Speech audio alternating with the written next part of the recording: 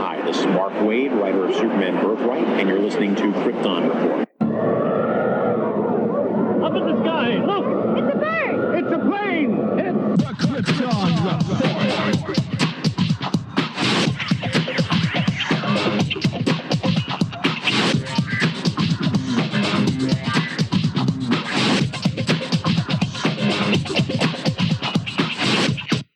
Host Tyler, and welcome to Krypton Report, a podcast dedicated to all things Superman, Supergirl. We're going to look at the Supergirl TV series as well as the Krypton TV series, anything that has to do with the characters in their world. Comics, movies, TV shows. We will talk about everything and anything. We are part of the Southgate Media Group podcasting network. You can find us on Instagram, Twitter, Facebook, at Krypton Report. You can also email us at kryptonreportpod@gmail.com. If you get a chance to go over to iTunes, Apple Podcast, please leave us a review to help us get better. You can find me personal at JTYPatrick on Twitter and everything else. You can buy a Krypton Report t-shirt at tpublic.com. Check it out. They have all sizes, colors, styles of shirts. Just go to tpublic.com and search Krypton Report, and you'll see our logo. And every time you buy a shirt, it helps support other podcasts from southgatemedia.com. Thank you. Enjoy the show. Welcome to the Krypton Report. And James, it is good to be back. This is an episode where we're kind of playing some catch up here. Some of our episodes get recorded out of order because of timing and everything. So a little peek behind the curtain for everybody. For those of you who may not know, who don't follow the Facebook page or anything, I recently had a death in the family, and that kind of threw me off for a couple of weeks, and then I got a new job, and it's just been kind of getting back into things, and James and I have decided to take a week off and just talk. We're just going to, talk Superman for a week straight, and I think we'll be okay. Yeah, that sounds like a plan to me. And you're right, it is good to be back. It's been a while since we've chatted Superman and Supergirl and all things Kryptonian. So I have a whole huge list here of news. So we're going to kind of jump in, and I'm just going to kind of go through what I have and then add a couple of things as we go. But here we go. So I guess Jared Leto's Joker is going to get a solo movie. Okay. Rumor has it, yes. Yeah. I mean, I'm not going to put too much thought in it, just like with a lot of these other DC films. It's okay. I liked his Joker. I think it could be great. I feel like we need either more Joker or less Joker in Suicide Squad, and it didn't get enough time to really develop for such a radical, different character. So I'm curious about what the story would be, where the Joker is kind of the hero. You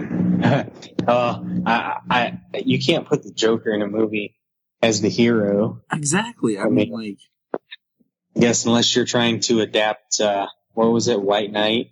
Is that what it was that just came out? Yeah. Was that Batman? So, I mean, I guess that's what we do. So, I mean, I would like to see, because I feel like Leto is a talented actor and was carving out a character that people didn't know what to expect. And then we know that a bunch of his scenes were cut, so he didn't get a chance to really show what he could do. And I would like to see more of that.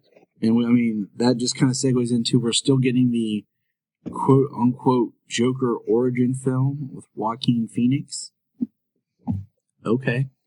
Like I said, I think the Joker works best. Like, I've always been attracted to the Killing Joke, the story for the backstory of the Joker, and the fact that he creates this elaborate, great backstory only to basically say that it could have happened that way, that maybe it really didn't.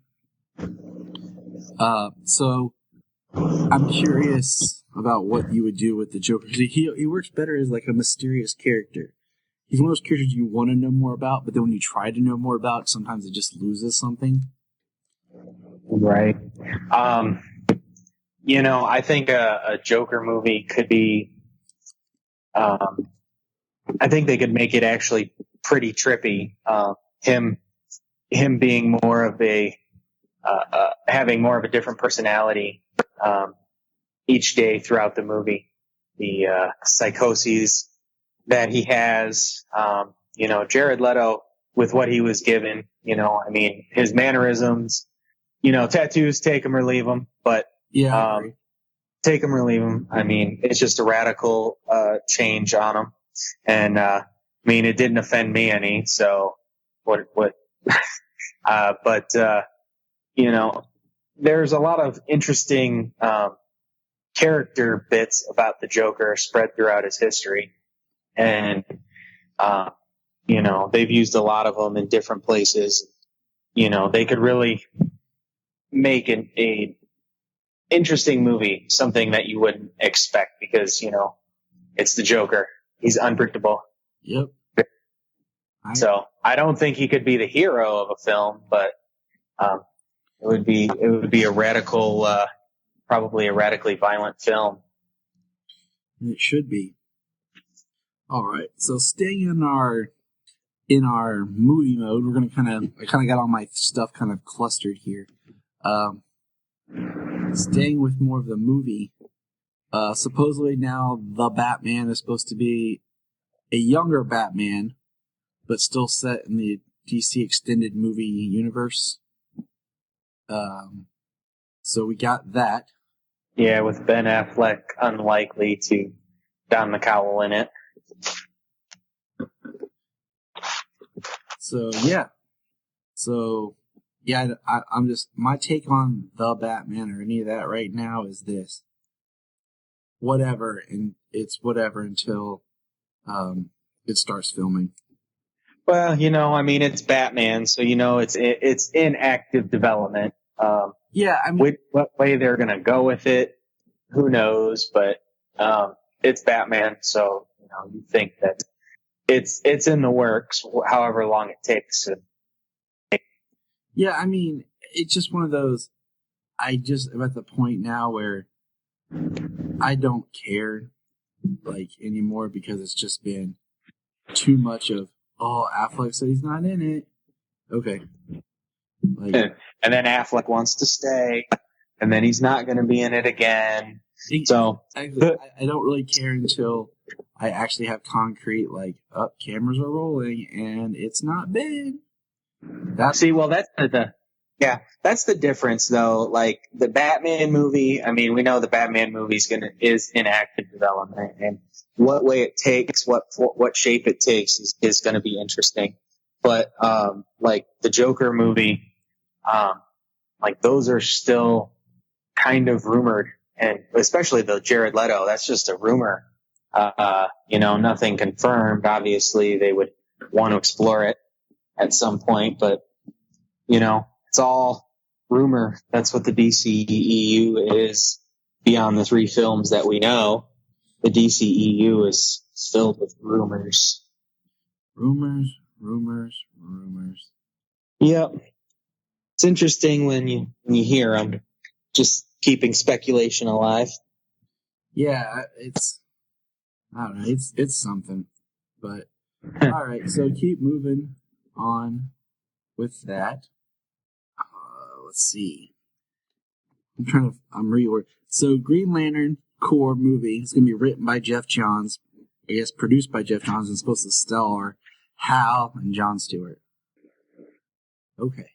That's what I say. Buddy cop movie they've been talking about. We know Jeff Johns is good at writing the Green Lanterns. He's spent a long time doing it. Hopefully he's able to adapt a good film story and give it room to grow. But his move from DC, what was his title? Chief Entertainment President? Something like that? Chief Creative Officer. There it is, Chief Creative Officer. Now he's a writer and a producer for the DC films. So I'm like, okay. Once again, all right, Jeff Johns. I know you're an amazing writer. Bring it on, buddy. That's what I say. I'm ready for it. And then let's see. We know we're going to get the Aquaman trailer at Comic-Con. Oh, man. Which I guess it's one of those, like, I'm okay if they show, like, additional footage at Comic-Con, but I hate when they just, like, preview these trailers just at Comic-Con, especially San Diego, because it's become so huge now, like, you can't get there. Yeah. Well, we know the Aquaman is coming out. I mean, it's not just a Comic-Con preview trailer specific. I mean, Exactly. that'll be out and released online. Exactly. So that's why I'm like, okay. I mean, I remember when Wonder Woman dropped at Comic-Con and it was online, and it was like, oh, sweet. And I feel like DC's going to have a very nice presence at San Diego. Mm-hmm. I think they've got a lot in store. And then that brings us to the Aquaman photos that were released for the Entertainment Weekly. And I'm actually holding the issue of Entertainment Weekly in my hand. Oh, excellent. Lucky you. So, one thing I think is interesting, I want to point this out. We got a really cool photo of Arthur, a.k.a. Aquaman, staring down his brother, Orm, Ocean Master. And I think it's interesting. At first I was like, man, Orm's supposed to have black hair. But then I thought, well, Orm in this sense kind of represents what a comic-looking Arthur is. You know, you have Patrick Wilson when he's got blonde hair. It's what you could have, if you looked at the comics of Aquaman. But then you have Momoa as Arthur, and it's such a really awesome, cool take and interest of the character. So, we have a picture of Aquaman just being shot by water. But you know what my favorite picture is? What's that? It's the one where it looks like they're under the water, and it's Aquaman and Mera talking to who I believe is Volko, which is Willem Dafoe, and James Wan is right there directing. The Green Goblin. Yeah, the ship looks like it's already underwater. The set was designed to look like it was underwater. So, I mean, if the background already looks that way and then you add in some CG effects, I mean, they're underwater. Exactly. So I'm really excited for the underwater effects for this film, because it's just, I feel like it's something that we haven't really seen. The glory and majesty of what Atlantis under the water could be. We have a picture of Queen Atlanta giving baby Arthur to his dad, which I'm not like thrilled that it's Nicole Kidman, but whatever. Her costume looks really good though. It's all shiny and blue, and what I find interesting though is that we get to see Black Manta, just him, like we see the Manta helmet, and it's more flat. It doesn't have as much of the elongatedness that we're accustomed to seeing when it comes to Manta. And I'm kind of wondering if they're going to call him Black Manta all the time, or if it'll kind of get dropped and he'll just be Manta. I mean, either way I'm all right with. I would assume that they would probably just call him Manta. I mean, they'll probably reference Black Manta at some point, but as a just saying by name, I assume it would just be Manta. Call him out by Manta. Yeah, I agree. I assume that's the way it would. I mean, that's how they would probably address him. I mean, call him Black Manta, but address him just as Manta. Get his attention nice and quick. And then we have a picture of Arthur and Mera on dry land, which looks like they're maybe investigating or hunting for something. Yep, a quest on the surface world. So, yeah, I mean, it looks awesome. And I mean, I have nothing. And then, we have the issue that I have has Aquaman, Arthur on the cover with Mera and Atlanta. Mm-hmm. It looks right. That's the one I would prefer, not the one with just a close up on Momoa's wet face. Yeah. I'll pass on that one. Like, I'm sure some people that's their preference, but no, not this guy. Not this guy. no, me either. And then, so that segues into our next grouping of photos that we've got a whole bunch of now. And we know that they have officially started shooting Wonder Woman 2.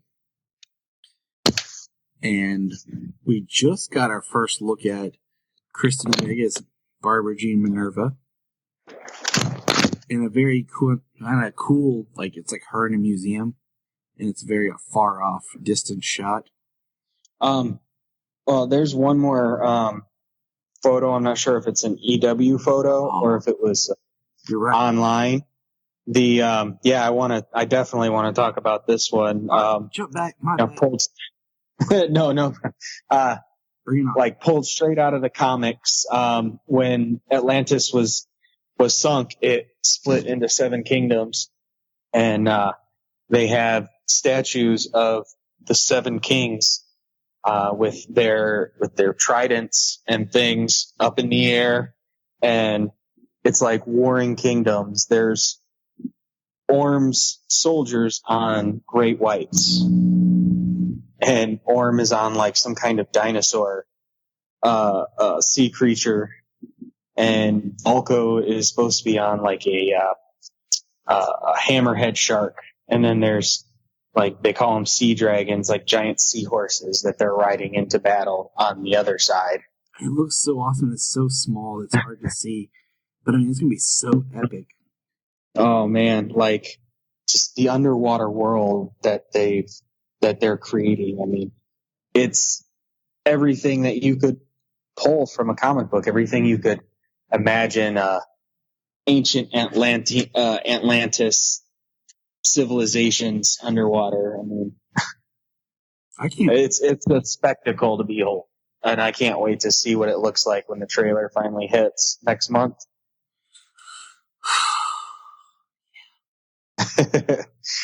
Waiting with anticipation. Well, I mean, and it's for the entire film. It's not for Aquaman himself in particular. I mean, the visuals in this film are already shaping up to be one of a kind. just epic. Yeah. And I mean, with the 7 kingdoms and everything, it can go back to that good old photo that we had of the first Momoa Aquaman photo of Unite the 7. Right, unite the 7 kingdoms of Atlantis. Exactly. Boom. We now know what it means. It's all connected, right? Exactly.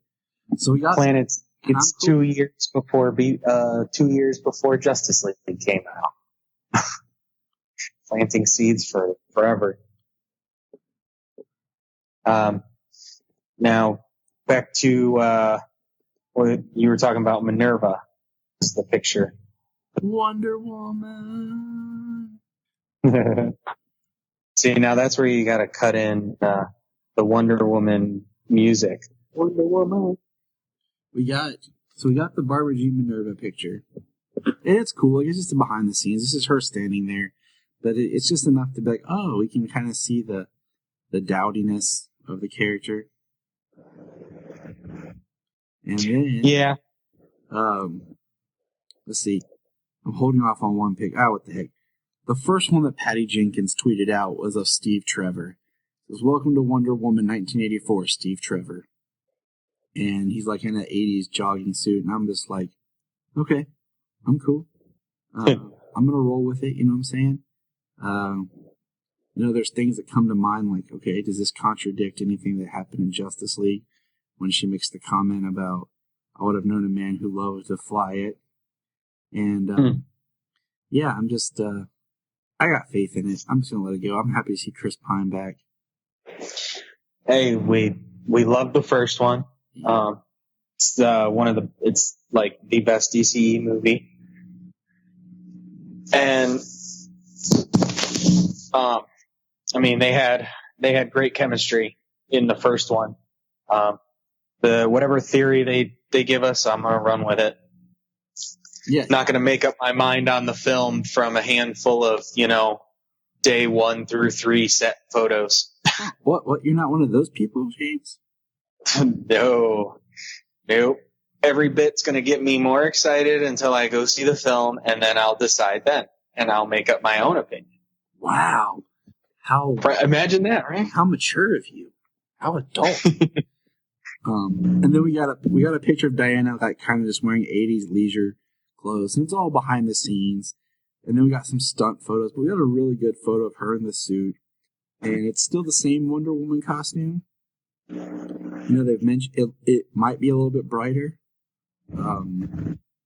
They've mentioned she's gonna have a new costume for this film, so I'm cool. Hey, they nailed it. I mean, they don't have to change it, but if she wears something else into battle at one point, it's all marketing, man. As soon as they change it, that's a new toy. It's a new image. They have multiverse line, and it also brands the film like with that particular movie. That's kind of like one thing that kind of bummed me out with The Dark Knight Rises. It was the same suit. Like when The Dark Knight comes out, like we see him get a new suit, and then The Dark Knight Rises, he has the same suit, which is kind of funny because even with Aquaman, like the one scene we see him quickly in BVS is Atlantean outfit, but he has no shirt or anything on, and then we see him like in Atlantean armor in in Justice League, and then the pictures we've seen so far of him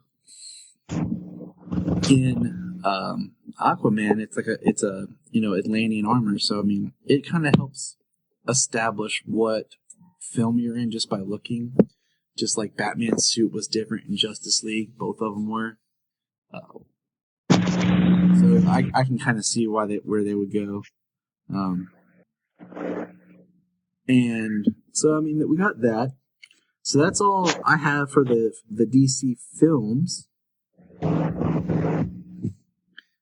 They announced, as we're recording this, they've announced that August is the release of the DC Universe. We're going to have Titans, and we already knew it's going to have. We knew the shows that it's going to have: Swamp Thing, Titans, Doom Patrol, the Harley and adult animated TV show. Young Justice Season 3. Oh, cannot wait. I know. And cannot wait. So they haven't announced all the stuff it's going to have when it launches. We saw in the little sizzle trailer the Chris Reeve Superman movies. Was it Batman Returns? Oh, they had the Burton Batman. Yep.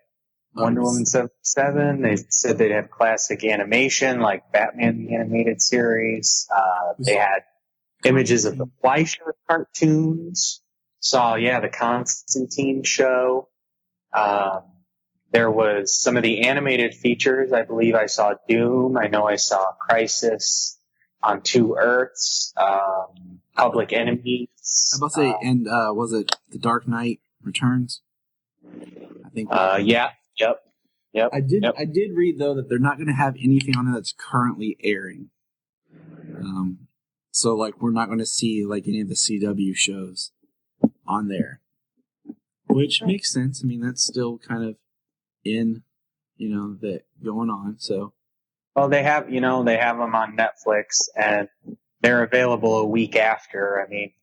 That's a pretty good deal they've got going for that for now.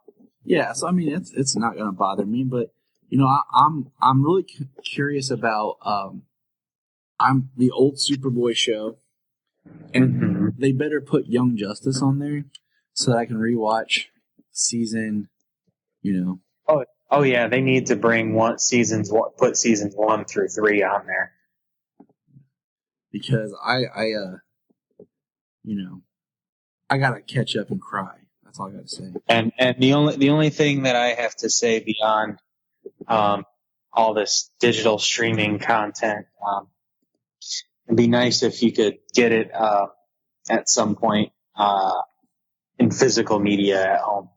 Yeah, I am very much. Netflix has released Daredevil and stuff on disc. And I'm somebody that I like having my physical copy because when our internet was acting up the other night, you know what we did? We threw in a couple movies and stuff because we couldn't stream everything.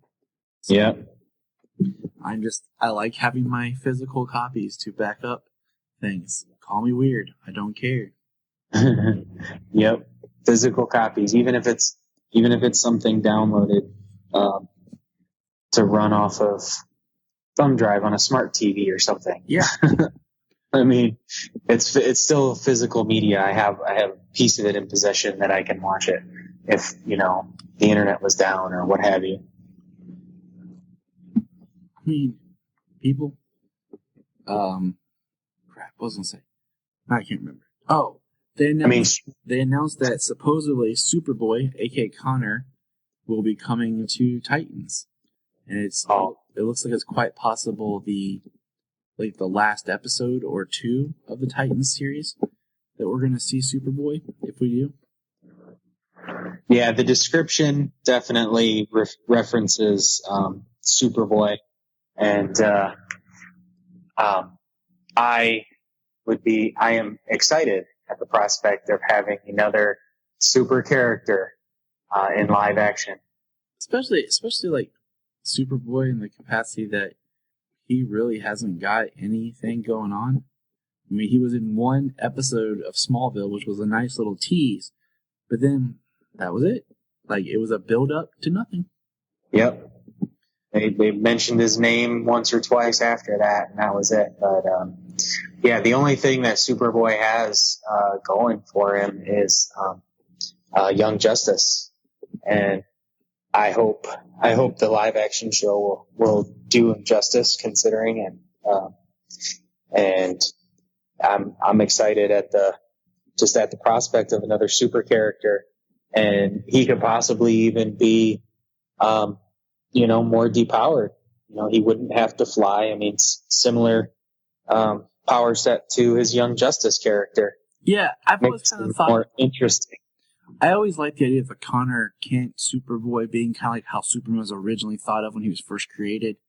Couldn't fly, and everything.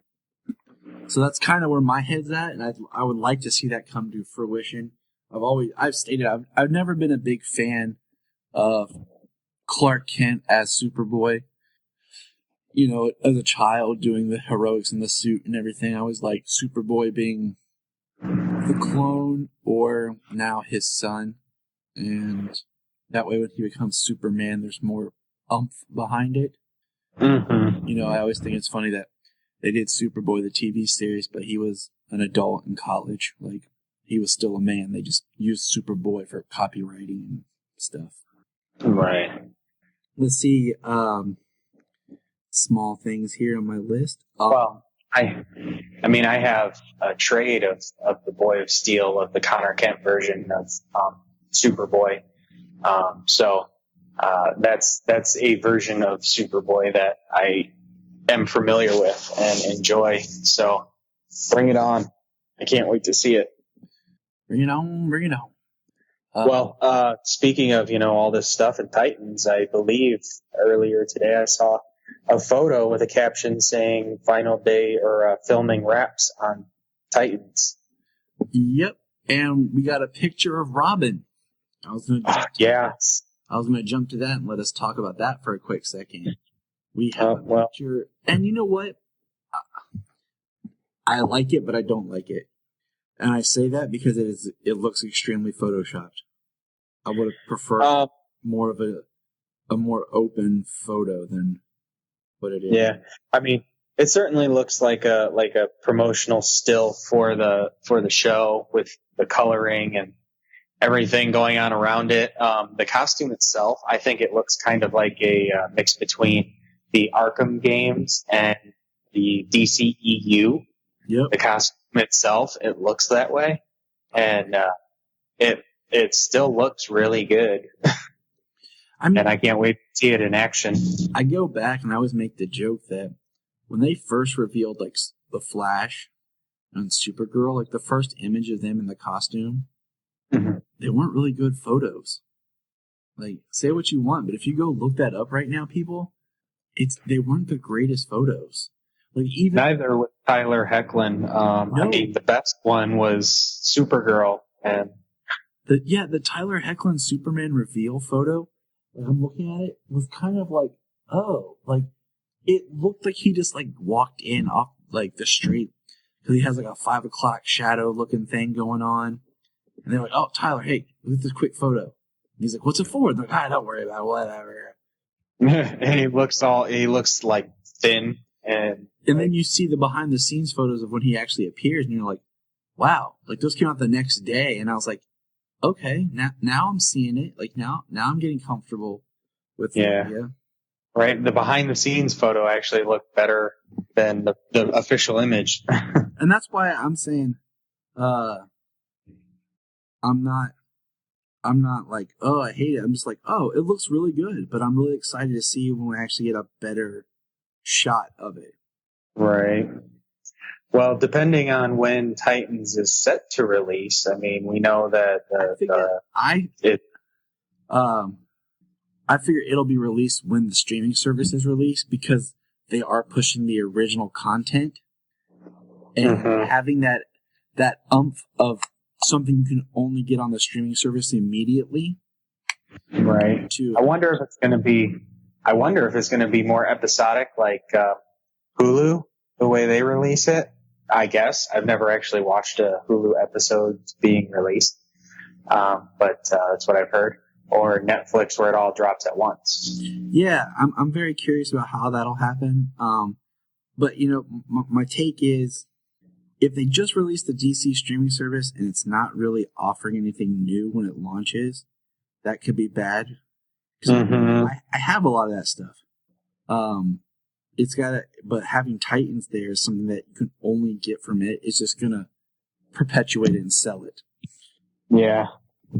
Well, if they just wrap filming today, I mean, that's the wrap filming on the season finale. So if they do it episodically, I mean, that gives them time for post-production on the episode, as well as, even still, if they drop it in late August, I mean, that's 2 months from now.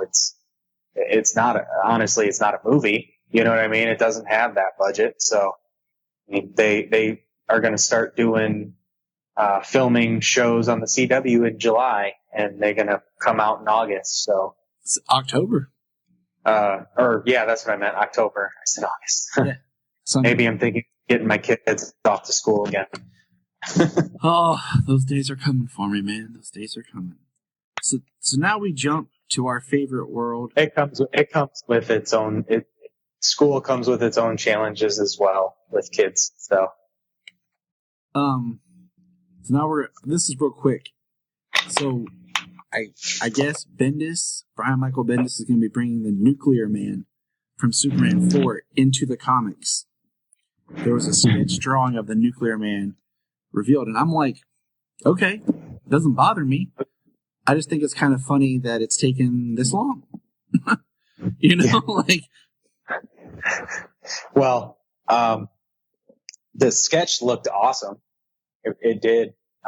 It's funny that they're bringing Nuclear Man, and yes, it is funny. It is funnier still that it took this long.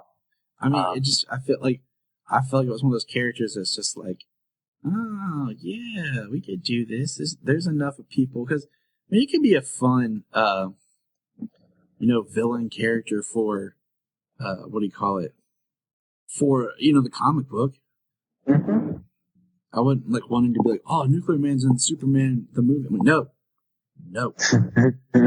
Like the concept was derived from this film, even his look, but coming from a movie going into a book, I mean, you could imagine how many different ways they would be able to expand on the character, break him away from the cheese that is Quest for Peace. Yeah, exactly. So, with that said, which I actually just bought Man of Steel #3 today. I'm gonna buy 4 and 5 tomorrow. Yeah, we're gonna do a whole wrap. Like, we're gonna wait till it's done, and then you and I are gonna talk about it. just because we got behind, and there's no point in trying to jump in and catch up. Oh yeah, no, that sounds good. We're gonna do just a 6-issue talk, because I feel like sometimes in these, at least with the Man of Steel, it's coming out. With it coming out weekly, it's compared to something where I forget half of what I just saw going back into it. So real quick, now we're talking about Supergirl. And one thing about that's leaked is, as we record this, James and I have watched the end pilot, or not pilot, geez. We have watched the season finale, and we're recording that episode later. So this one tidbit of news I'm going to kind of leave out, because it kind of ties into that. But there are a few points that we can talk about.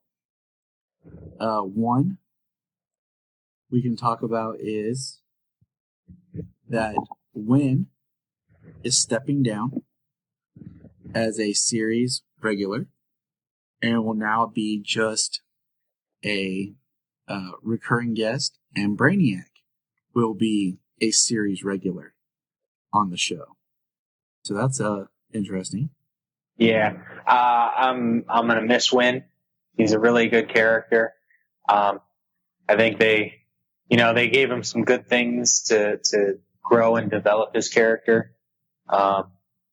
First season he's always been a good character, but beyond the connection to his father being the Toy Man, and his infatuation with Kara, he didn't have a whole lot of character growth and things to do. And the second season, besides helping create Guardian and working at the DEO now, he didn't have much change there either. Yeah, that was kind of the thing, like I had said before, was I felt like poor Wynn got to a point where there was nothing left for him.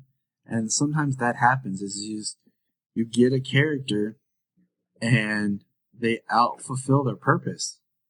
And yeah, that would be a great episode. And, you could not call it, if it barely connected to the season, which would be doubtful, but even if it barely connected to the season, you could not call it a filler episode, being a Wynn-focused episode, showing the 31st Century and some other leaguers or Legion members.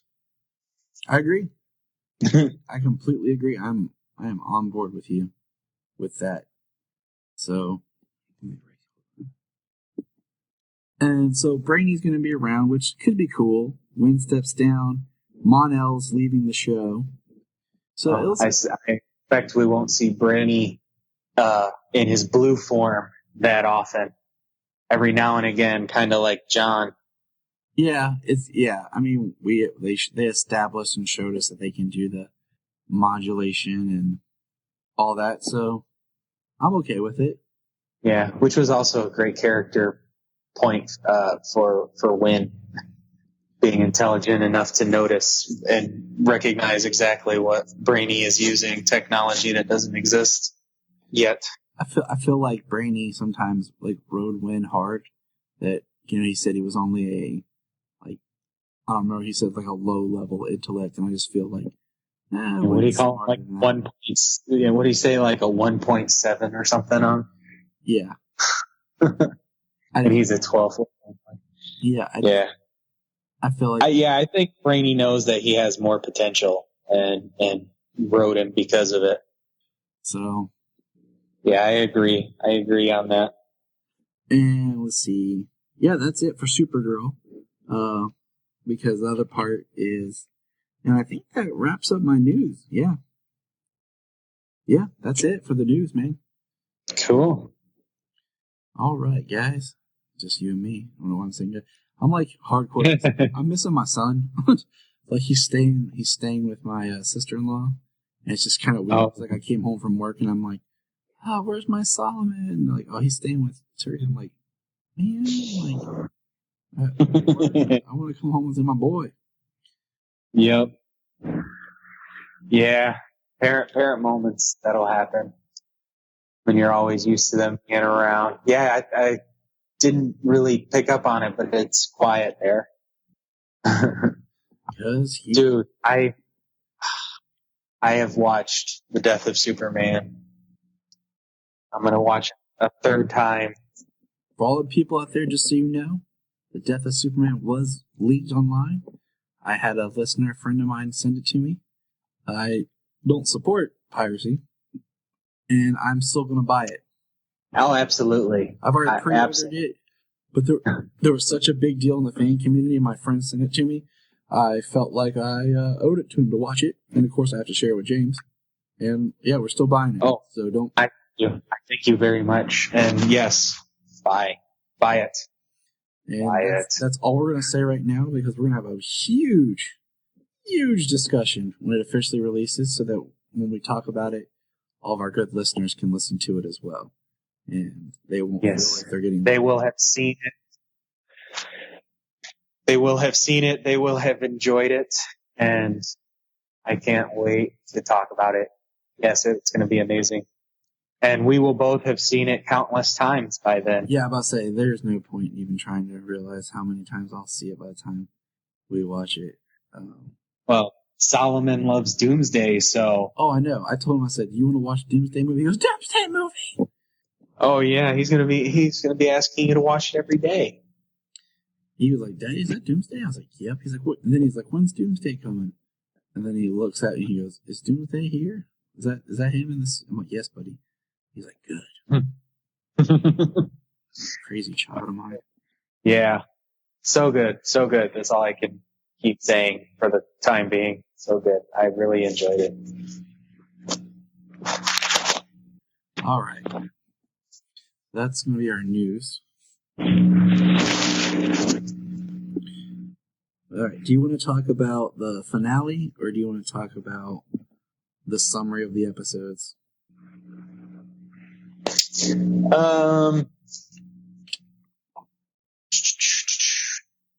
Let's go ahead and do the summary of the episodes. All right, make my note here so I can edit later. Here we go. All right, Kryptonians, this is a weird kind of episode. James and I are kind of playing catch-up. There's been some times, as I stated in a previous episode, my grandfather passed away, and Junia wanted to be on a couple episodes with me, so we had held off recording those because Junia was going to record them with me, and James and I recorded some others, but then just life happens and things change and time and all that fun jazz happens. So James and I decided we're going to have to go back and record those episodes that originally Junia was going to do, but it's not. So this episode is actually going to be kind of we're going to sum up and talk about a few episodes to just kind of get it out there so we can all be back on the same page. All right, so bear with us. We love y'all. We apologize. But here we go. So we're going to talk about Shelter from the Storm. And in this episode, we learned that Lena and Jimmy are together. And the Legion is here they were sick with blight, which I thought was a kind of an interesting name for the virus, just because blight is a villain from Batman Beyond. And that's the first thing I thought of when I heard blight. I was like, oh, so they're... Yeah. I recall that, but I also think blight is from Justice League Dark and Forever Evil. Probably. I'll have to look back and see, make sure that's true, but it sounds right. That was actually my first thought when they had discussed the virus and pestilence becoming blight in the future. Yeah, I feel like they did stop that. The names are kind of neat, like Pestilence. I thought Pestilence and Rain were fitting. Purity, I mean, it's a good name, but I don't think that name goes with a world killer. Yeah, like I feel like either I'm kind of like torn, because part of me feels like Pestilence and Purity is kind of cool because you're doing these kind of alliterations with the P's, and it's a little bit like heavy, like Pestilence, Purity, and then Rain just kind of like, oh, that's different. Or Pestilence and Rain, and then Purity sticks out. Like there's just there's something not flowing. Is how I was feeling. But we find out that Rain is found her weakness, and basically the weakness is Ruby. She needs to get rid of Ruby because Ruby makes Sam strong, and she can't afford for Sam to be strong. Yes. And so, Alex is all freaking out, like, where is she? Where is she? And Lena's like, she's safe, she's fine. And they're like, no, I need to go to her. And Alex decides that she's going to go to Ruby. Thus, by Alex going to Ruby, what happens? She puts Ruby in danger. And I just think that's kind of... Well, in a turn of events, I mean, she used the phone. She went outside and allowed Rain to hear her. But, in just by chance, she allowed it to happen. But, it's not Alex's fault that she did. But, and in this episode, as she's looking for Ruby, she goes to Sam's mother's house. Yes, she does. And what happens while she's at Sam's mother's house? Well, she's first confronted by Supergirl and Mon-El and the lead and John, but she ends up killing Sam's mother. Yes, she does. But she goes out. I'd say she goes out strong. She goes out trying to love her daughter. Yes. And I gotta say, that's strong stuff. It wasn't easy what happened, and Rain kills her, and it's tough. It's an emotional moment. I mean, her daughter, in a sense, even though we know it's kind of a separate that Rain is a separate entity. But basically her daughter kills her, and that in turn, puts stress on Supergirl. She didn't save somebody. But, when this is the episode when she hears Ruby and she goes to, it's Lex's mansion, isn't it? Yep, you took it. I was supposed to say.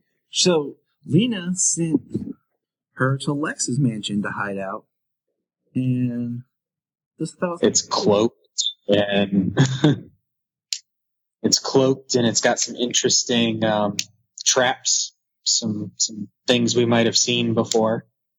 And something we didn't think about till right now, Ruby never got to meet Patricia, Rain's mom, or Sam's adoptive mom.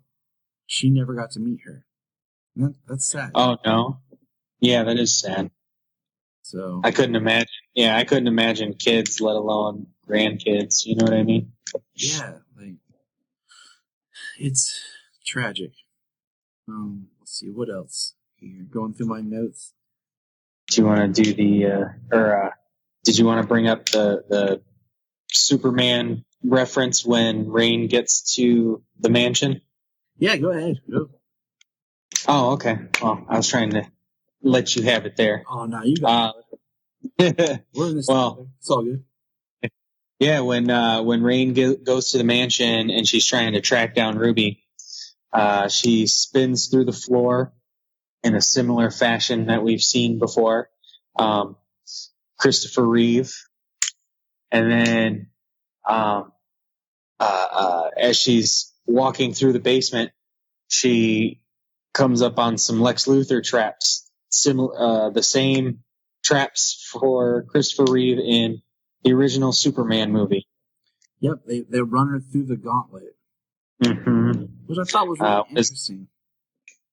I thought it was really interesting. It just it's interesting they chose to do it with that character, which is cool because it kind of catches us off guard. Because it's not the character that we would expect them to use. So it works. Oh yeah, absolutely. Big time it worked. It nostalgia all out of this world, and yeah, it worked for the character. Kind of give some spectacle to her coming after Ruby, and we definitely got to talk about how Supergirl ends up saving Ruby in this one. because she's weakened, and they're getting beaten by Rain because she has the power of 3 world killers. But she uses the strategy she gets from Jean's father, Marin, appealing to her Rain's nature, Rain's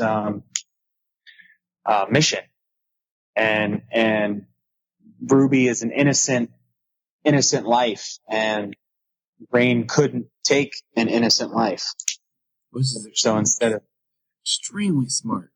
Yeah, so instead of actually like in a physical fight where Rain is taking down Alex in her super suit that Wynn made her, and Mon-El and Supergirl, they appeal to her with words to her code and actually save Ruby that way.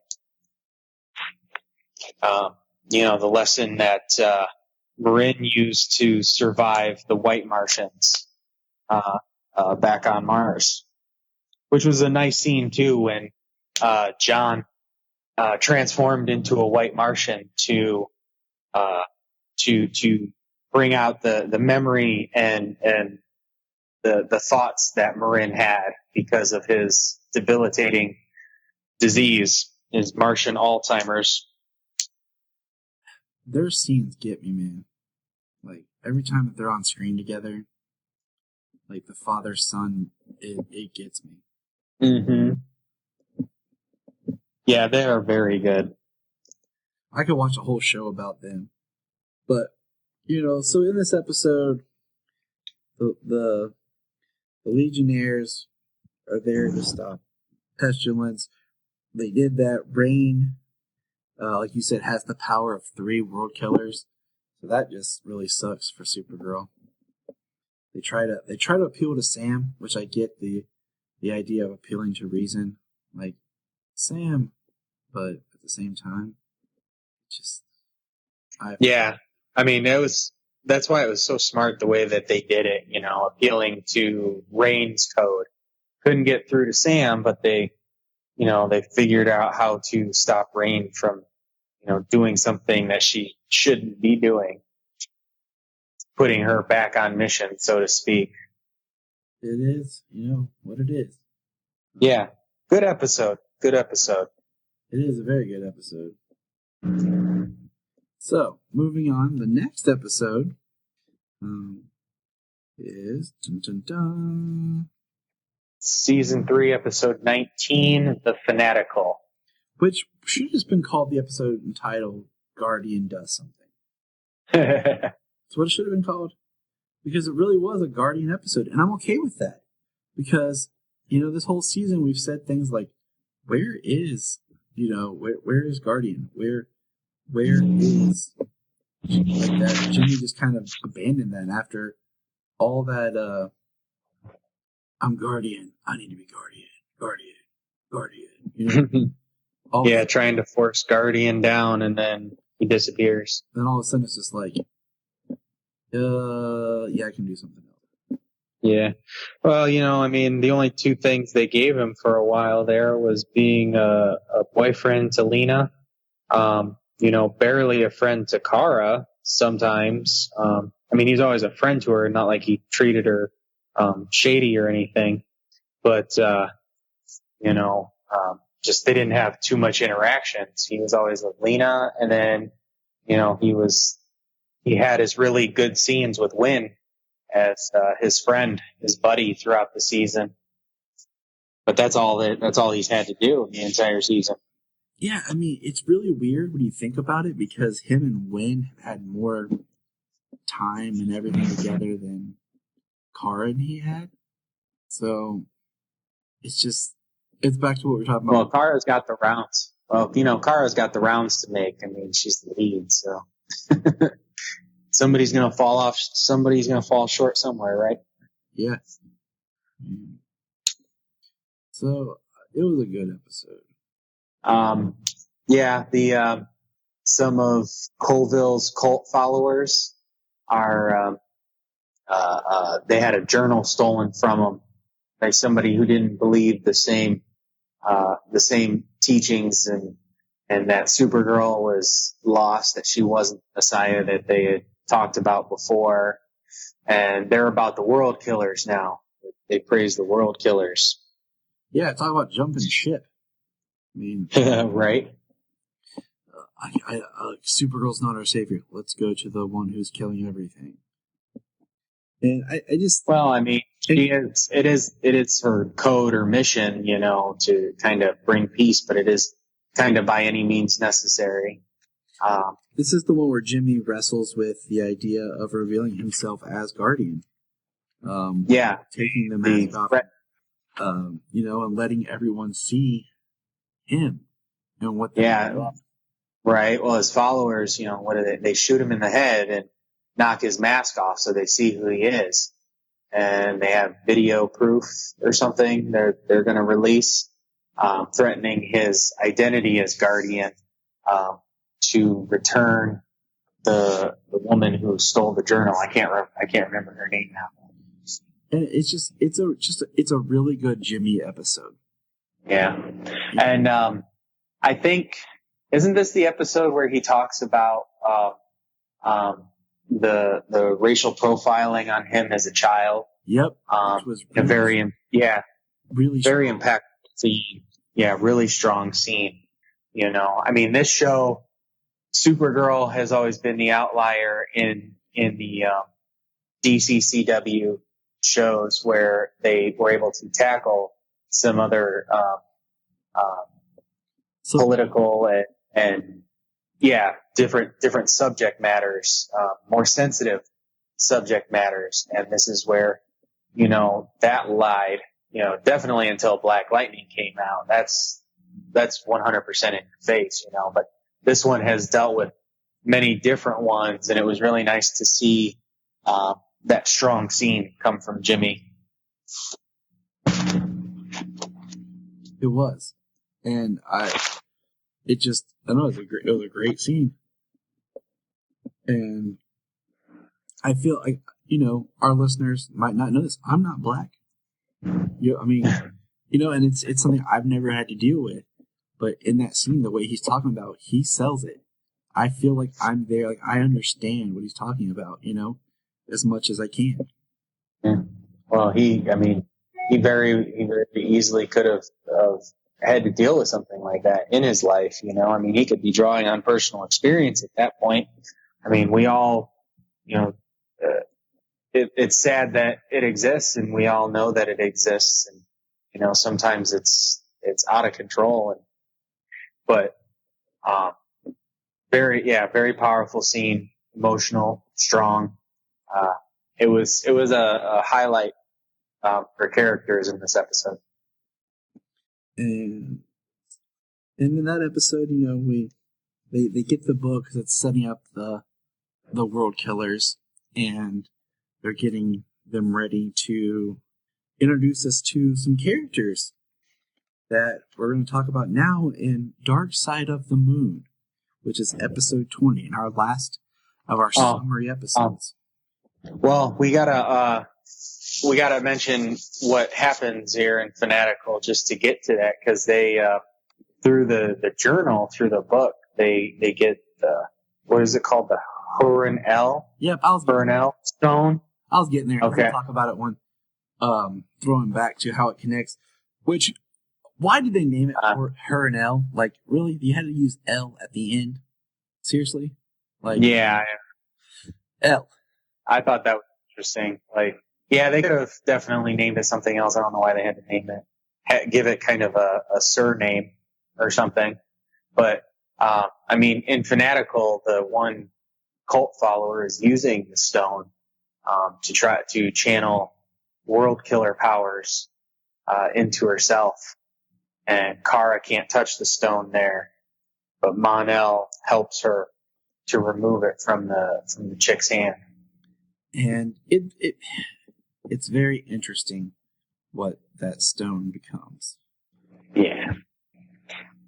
But they understand it's probably something with Lena, right? And then they understand that they have to get more of that stone, and they track some of it, and that's where we get into Dark Side of the Moon, correct? Yep. They used the properties with Lena, and they found an asteroid that has it. And they follow that asteroid, and that asteroid leads them to Argo City. And we get to see my favorite Lois Lane back as Colin's mom. Mine as well. No offense to any other Lois Lane. She's just the one that got me.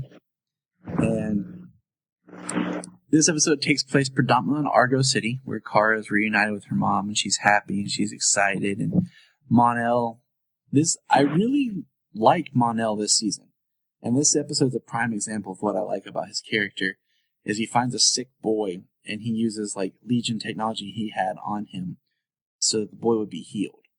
And we get a name drop of Zor-El, and we find out that the Kara talks to her mom, and she talks to her and finds out the Harinel is actually the life force of Argo City. It is the substance that is powering Argo City, and they have to go before the council to plead their case to be able to get a piece of it. And one of the members of that council on Argo City looked kind of familiar, don't you think, James? That she does. And there's a reason. And what might that reason be? She is one of the witches who sent off the world killers. She's the hologram woman that Rain talks to inside the Fortress of Sanctuary.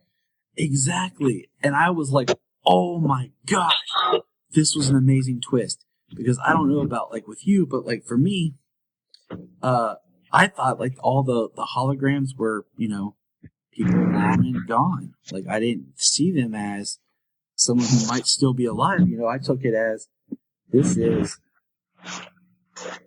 Yeah, they were on the planet, across the mountain range, launching off the ship at the same time as Jor-El and Zor-El, and assume they died with the planet, because that's most of the time at the last moments of the planet's life when the ships are sent off world. Exactly. So that was an awesome twist that I didn't see coming, and that made me happy. Well, in this episode, they've got Rain locked up. Lena has Rain locked up in the same cell that she had Sam when she was doing the tests on her. And this time it is officially like just Rain and Sam, right? Yes. Yeah, they're still connected at this point. It's getting late, people. We apologize.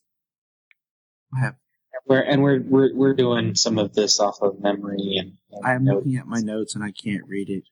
We just wanted to get you guys the shows. We feel bad, and we want you guys to hear some of our other awesome thoughts that we have, because we're pretty, Well, talking about the Mon-El thing, the cure that he gave the kid, he gave it to the mother and told her that they could use it there to treat other people's illnesses as well. So he didn't just help one person; he gave them something that has multiple uses, can help numerous people with numerous ailments. And that is something that I would like to have seen more of. Mm-hmm. So I'm glad when they return to Argo. Just as a forward thing here, I'm glad when they return to Argo that they actually run into those people again. They bring the kid back, the mother back. It's not just a one and done thing. The kid is happy and he gets to play and do all kinds of stuff now. Exactly, as it should be.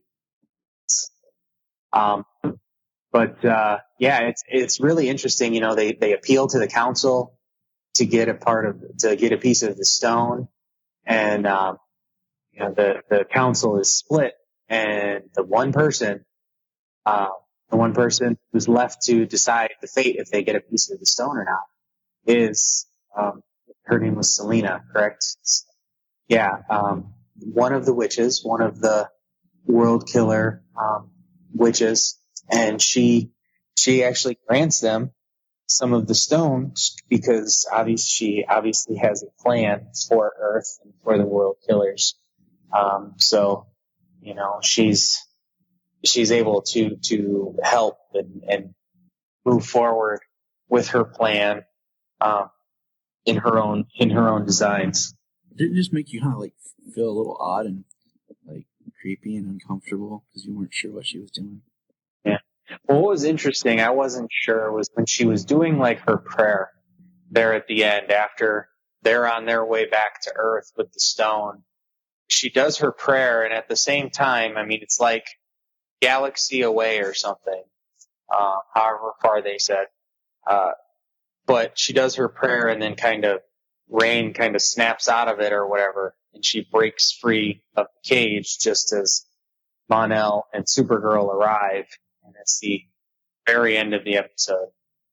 So how could her prayer did it trigger something, or was it just kind of like a coincidence thing? Sure. Exactly. It was very coincidental. But I mean, that wraps up episodes, you know, the episodes we were catching up on. And we want to thank everybody for just kind of bearing with us as we move forward and enjoy Supergirl. Any final thoughts, James? It's getting late, and I know you hit the gym. You're a buff man and probably need some rest. Yep, I actually have to take a quick shower before bed, and yep, I got work in the morning. Never enough hours in the day. No, they're not. And with my schedule the way it is, I haven't got used to it yet, and I get home and I feel like it's earlier than what it is. So, all right, fellow Kryptonians, you heard it here from James and Tyler. You can find us on Instagram, Twitter, Facebook at Krypton Report. You can also email us at kryptonreportpod@gmail.com. If you get a chance to go over to iTunes, please leave us a review to help us get better. If you're an Amazon shopper, just remember you can go to southgatemediagroup.com. There's a portal, log into Amazon, and you'll shop into your account just regular, but it also helps keep all the podcasts on and helps keep Southgate running. Remember, look up in the sky.